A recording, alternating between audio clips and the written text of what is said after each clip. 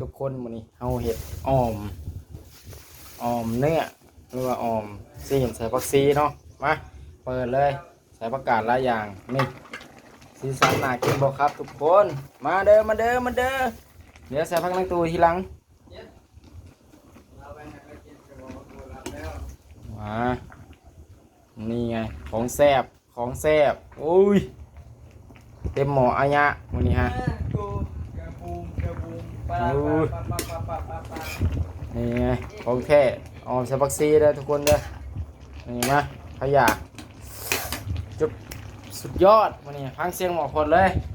ปลอกปอกแป๊กของแท้เลยเดี๋ยวใส่ผักในตู้ลงทีหลังครับทุกคนเดี๋ยวนี่ใส่ผักในตู้ลงไปเลยนี่